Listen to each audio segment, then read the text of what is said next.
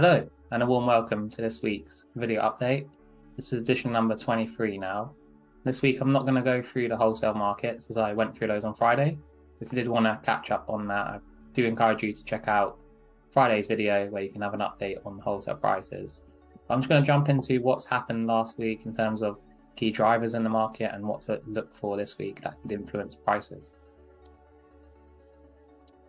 So last week we had an interesting week, really. So commodities moved a lot in the energy industry.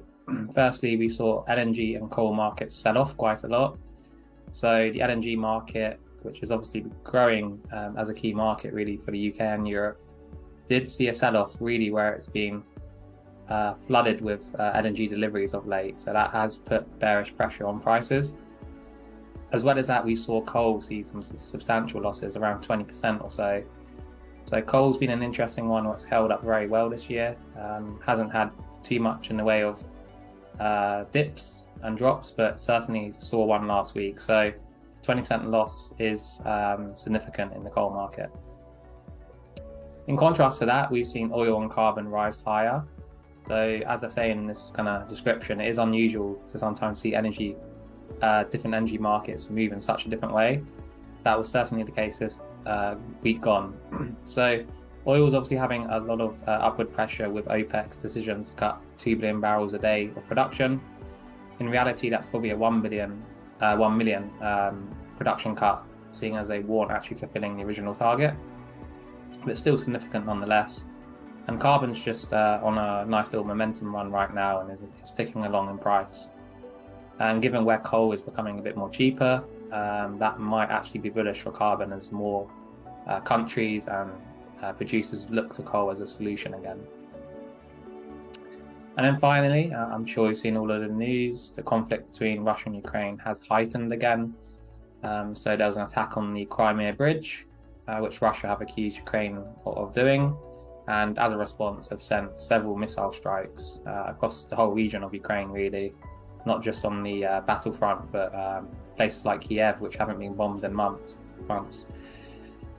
So that has obviously put bullish pressure on the market. Reason being is infrastructure was hit during these strikes as well, and the fear is more infrastructure could be targeted in the future. So power stations will hit. There's obviously key gas pipelines running through Ukraine into Europe. One of the responses Ukraine had to do is they have stopped supplying power generation to Central Europe. So that was very bullish on electric prices, but the same thing didn't happen on gas prices. The gas is still flowing through those pipelines. So that was last week. Quite a lot happened. In terms of looking towards this week, firstly, if we just look at weather, it's going to be a tale of two different stories. So it's going to be warmer weather this week. We're seeing some quite pleasant weather at the moment into kind of late autumn now. But as of next week, temperatures will go cooler once again, below seasonal temperatures. So there'll be a bit of a temperature swing from week to week there. What this will mean is heating demand, which is probably not being used as much this week, could kick in for many next week as we get closer to kind of winter periods.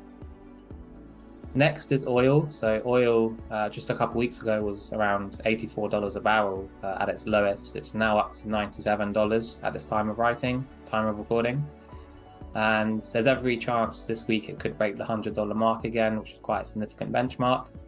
It's carrying a lot of momentum at the moment, so it will be interesting to see if that does actually break that landmark, if it is a resistance point.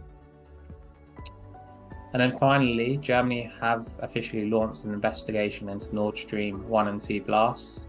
So the German federal prosecutors there have opened up an investigation against the unknown persons. So we may get details of that throughout the coming weeks, really, depending how quick investigations go on really how it's occurred and potentially who is responsible. As always, more market information is available on our website, and the Market Watch live team is there as well to talk to between 10 and 12, Monday to Friday. Thank you for watching. It was a very brief one this week. I'll be back again next week with a more informed, fuller presentation for you. Thank you. Take care.